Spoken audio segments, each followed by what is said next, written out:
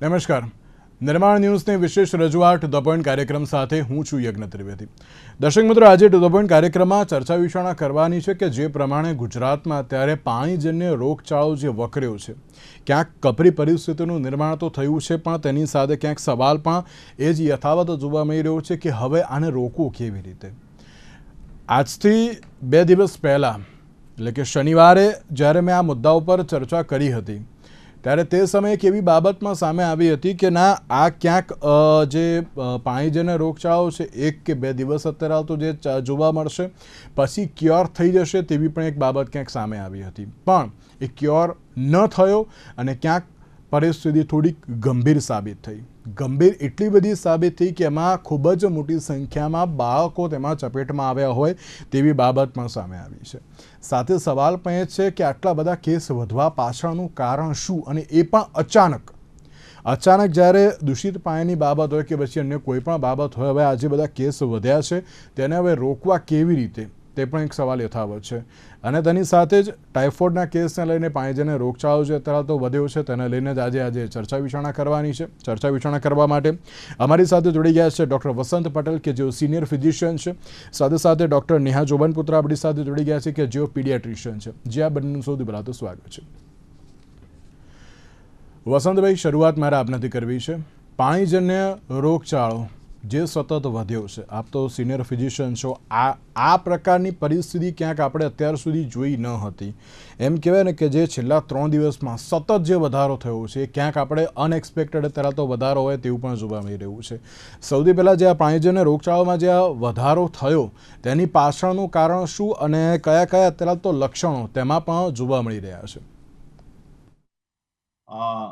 આની પાછળનું જે મુખ્ય કારણ પાણીજન્ય રોગચાળો ત્યારે જ થતું હોય છે કે જ્યારે કોઈ પણ તંત્ર જે શુદ્ધ ચોખ્ખું પીવાલાયક પાણી પ્રજાને પહોંચાડવાની જેની જવાબદારી છે, એ નગર આયોજન હોય, કોર્પોરેશન હોય કે ગ્રામ પંચાયત હોય, આ બધાની મૂળભૂત સેવા આપવાનું આ એમની જવાબદારી હોય છે.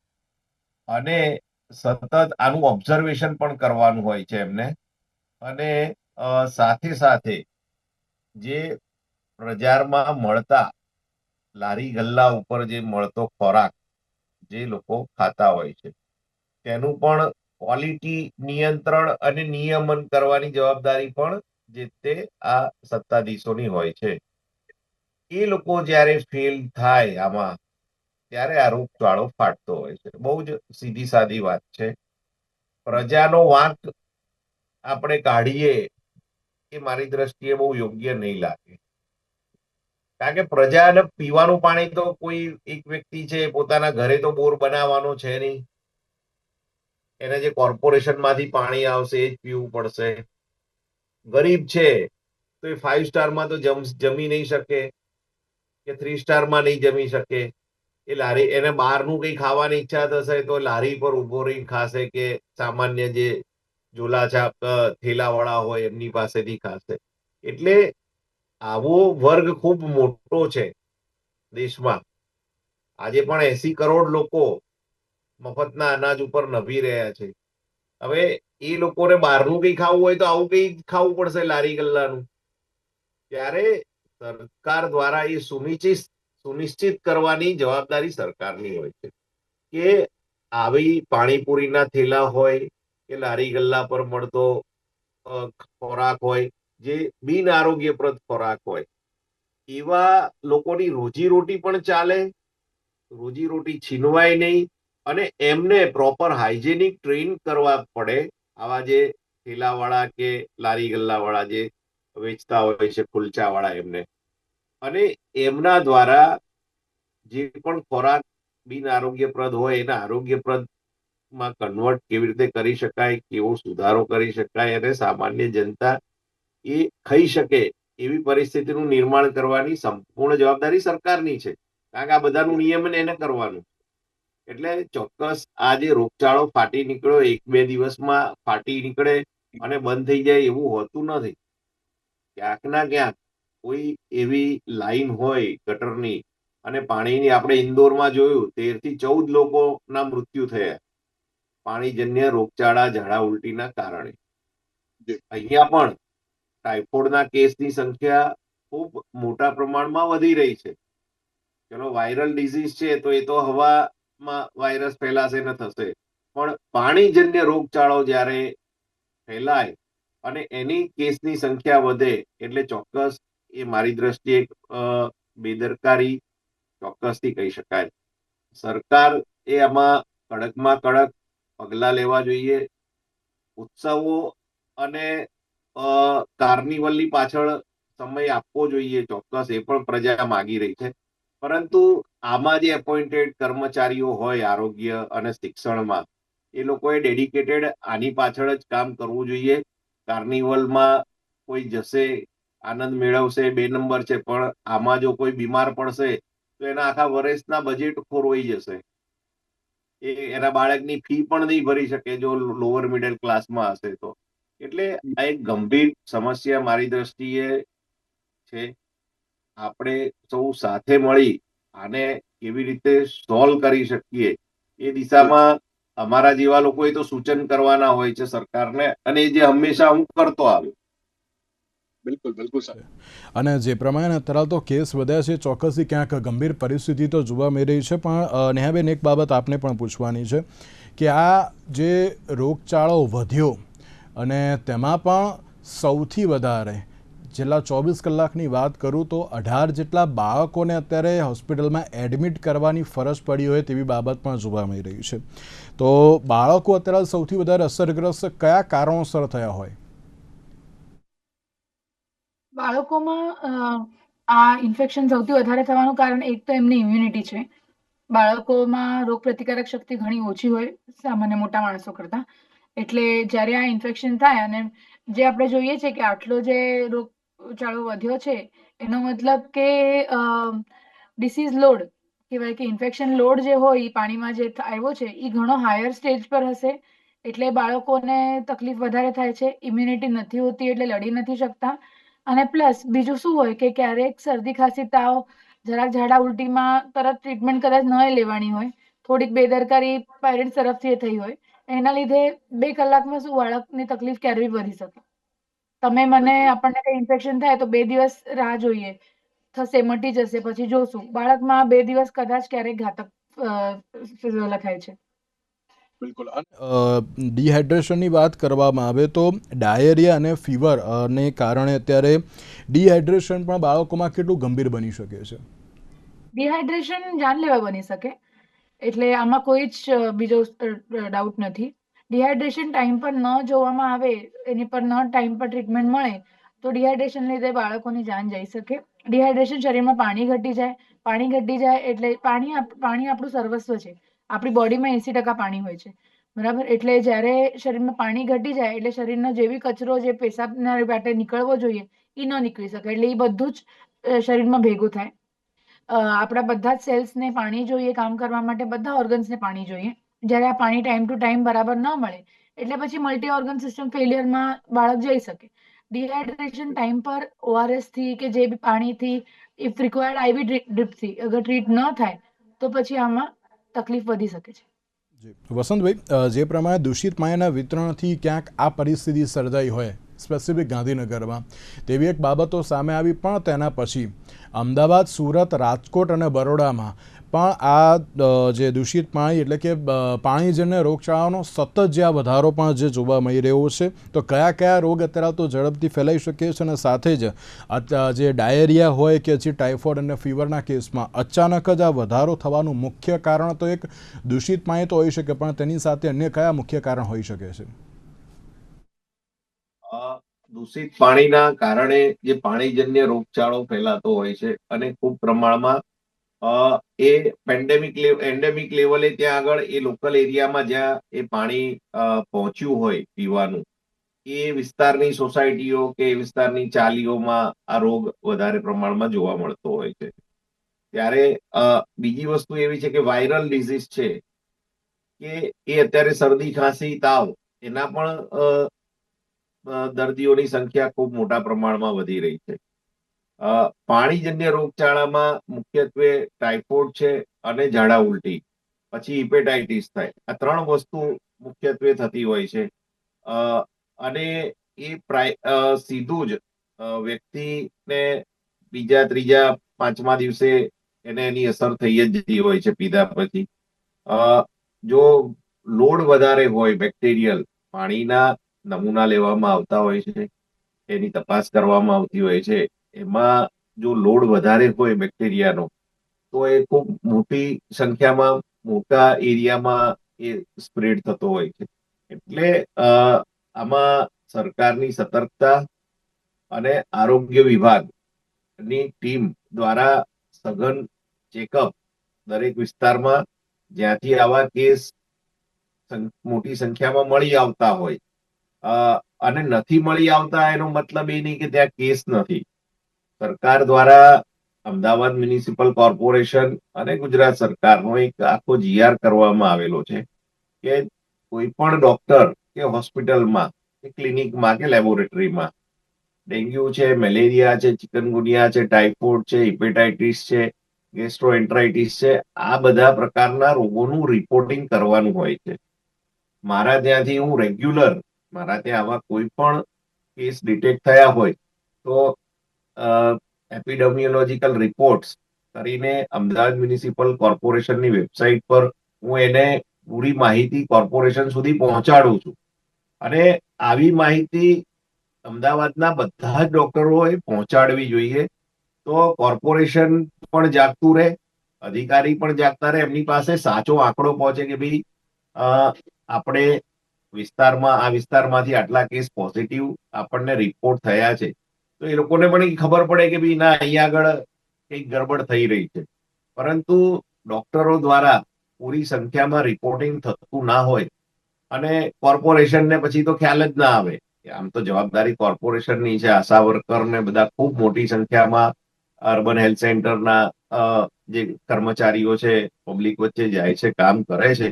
પરંતુ પ્રાઇવેટ હોસ્પિટલ અને ડોક્ટરોની પણ જવાબદારી બને છે કે આ રીતનું રિપોર્ટિંગ રેગ્યુલરલી કરે.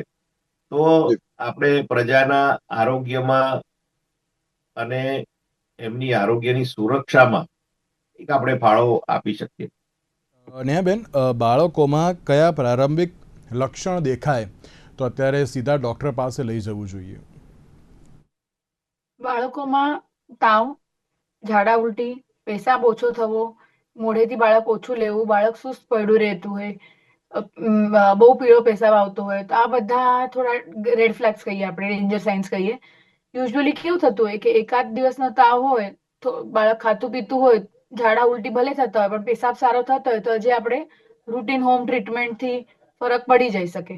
બરાબર. પણ જ્યારે આ બધા ડેન્જર સાઇન્સ બાળક પેરેન્ટ્સના લક્ષણમાં આવે, ધ્યાનમાં આવે, ત્યારે આ લક્ષણો એમને ટાઈમ ટુ ટાઈમ ચેક કરતા રહેવા પડે અને તાત્કાલિક ડોક્ટર પાસે બતાડી દેવું પડે, કારણ કે શરીરમાં પાણી ઘટી જવાના આ બધા મેઇન લક્ષણો છે. જે સામે આવ્યું છે તેમાં બાળકનું મૃત્યુ પણ થયું છે કેવી બાબત સામે આવી છે? હજુ સુધી તેને લઈને કોઈ પ્રોપર હજુ ડિટેલ્સ સામે નથી આવી, પણ શું લાગી રહ્યું છે, કયા કારણોસર હોઈ શકે છે? મોસ્ટ કોમન આમાં ડિહાઇડ્રેશન, અને અગર વધારે ટાઈમથી બાળક બીમાર રહ્યું હોય, 2-3 દિવસથી વધારે થયા હોય, તો પછી મલ્ટી ઓર્ગન ફેલિયર પણ આમાં પોસિબલ છે. ઓકે, બિલકુલ. વસંતભાઈ, એક મહત્વની બાબત એ પણ કે જ્યારે આટલા બધા કેસ અત્યારે તો વધ્યા છે ને ક્યાંક ઘણા બધા વ્યક્તિઓ, મેં તો આની પર બહુ બધા શો કર્યા જ છે, પણ એન્ટીબાયોટિકનો બહુ જ વધારે પડતો ઉપયોગ કરતા હોય છે. એમને ખબર નથી હોતી ને ત્યાં પણ અત્યારે તો ઉપયોગમાં લઈ લેતા હોય છે.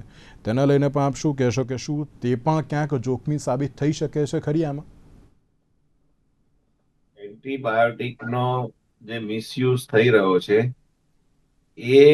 એના કારણે જ્યારે ખરેખર વ્યક્તિ બીમાર પડે ત્યારે જે તે ડોક્ટર દ્વારા એને એન્ટીબાયોટિક ચાલુ કરવામાં આવે તો તેની અસરકારકતા ઘટી જતી હોય છે અથવા તો નહિવત રહેતી હોય, ત્યારે એ રોગને કંટ્રોલ કરવા માટે ખૂબ મુશ્કેલી પડતી હોય છે.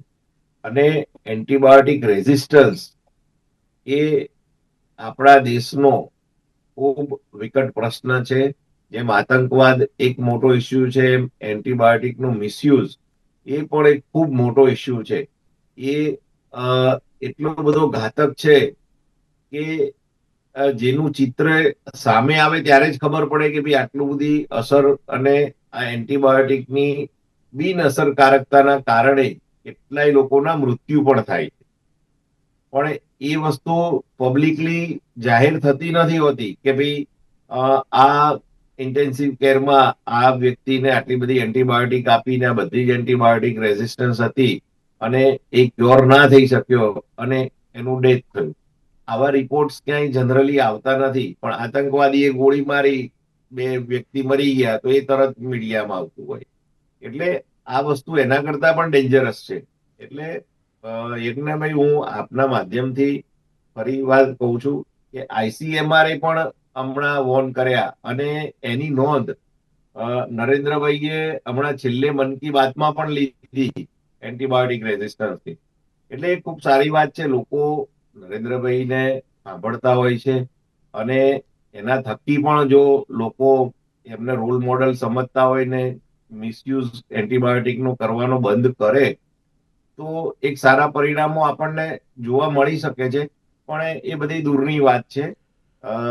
સરકારે અત્યારે હાલ જે પરિસ્થિતિ ગુજરાતમાં, જે ગાંધીનગરથી શરૂ થઈ અમદાવાદ, બરોડા ને સુરત ને બધે જુદી જુદી જગ્યાએ બધી ફેલાઈ રહ્યું છે પાણીજન્ય રોગચાળો. અને આજે હવે પાણીપુરી વાળા જે બનાવે છે એના ત્યાં રેડ પાડીને તપાસ કરવાની વાત ચાલે છે.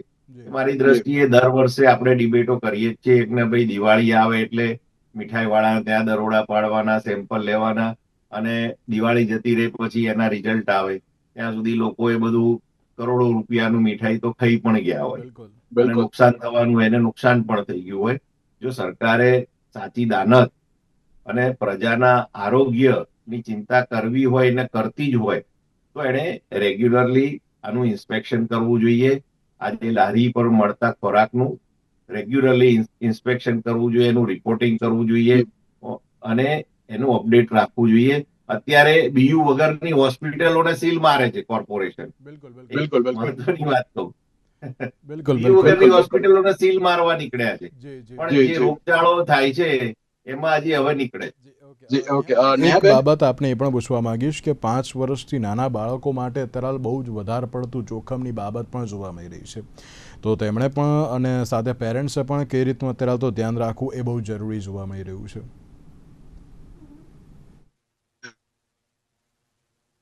મારો આપને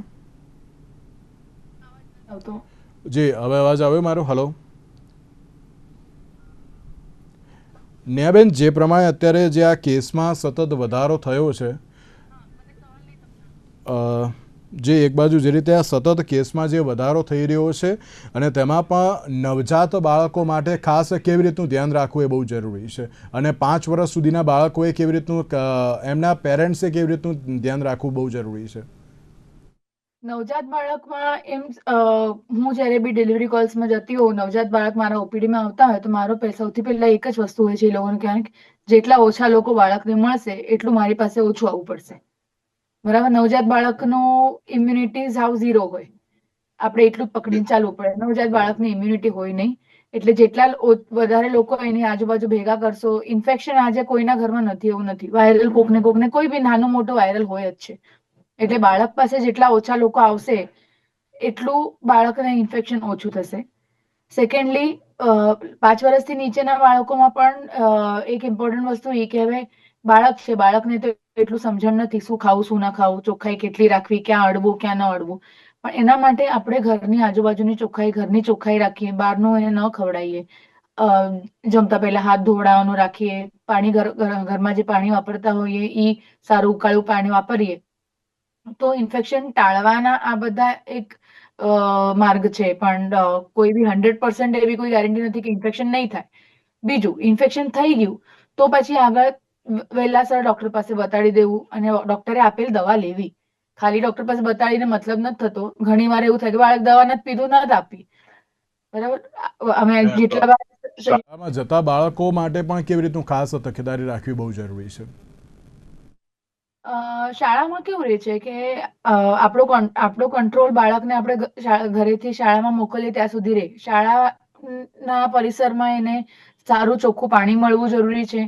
શાળામાં બાળકો જ્યારે માટીમાં બહાર ધૂળમાં રમે પછી અંદર આવીને હાથ ધોઈને પછી જમવા ખાવા બેસે છે કે નહીં, એ એક તકેદારી રાખવી જરૂરી છે. બાળકોમાં આપણે શેરિંગ ઇઝ કેરિંગ કહેતા હોય એટલે શેરિંગ ડબ્બાનું શેરિંગ થતું હોય.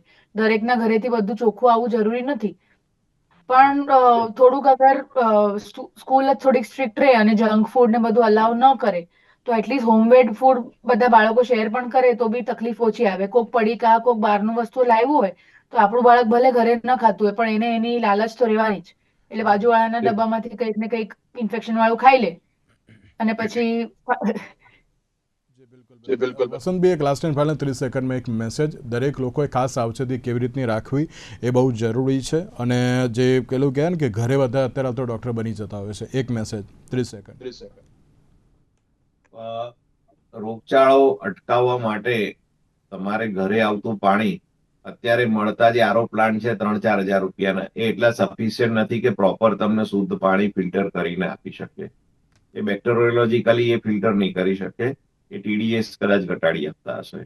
બીજી વસ્તુ એ કે લારી ગલ્લા પર મળતો જે ખોરાક છે એને તમારા શરીરની અંદર પેટમાં નાખતા પહેલા એ વેચવા વાળાના હાથ પગ ને મોં સામે જોવું જોઈએ. શું એ વ્યક્તિ યોગ્ય છે કે તમે એની પાસેથી એ લારીની પાણીપુરીના કુંચા વાળા પાસેથી એ પાણીપુરી ખાઈને તમારું શરીર નહીં બગડે એવી તમને 100% ખાતરી છે? આ પ્રશ્ન એકવાર ખાતા પહેલા પૂછવો જોઈએ અને પછી જ ખાવું જોઈએ. અને બિનજરૂરી દવાઓ over the counter medical store ઉપરથી સામાન્ય બીમારીઓમાં જે એન્ટીબાયોટિકનો ઉપયોગ કરો છો એ ના કરવો જોઈએ. બિલકુલ બિલકુલ. વસંતભાઈ, નેહાબેન, આ બંનેનો આભાર અમારી સાથે આ ચર્ચા વિચારણામાં જોડાવા માટે. તો દર્શક મિત્રો, પાણીજન્ય રોગચાળામાં તો સતત વધારો થયો છે. સાવચેતી આપણે જાતે જ અત્યારે તો રાખવી એટલી જ જરૂરી છે. આજના વિશેષ કાર્યક્રમ મને આપશે. નમસ્કાર.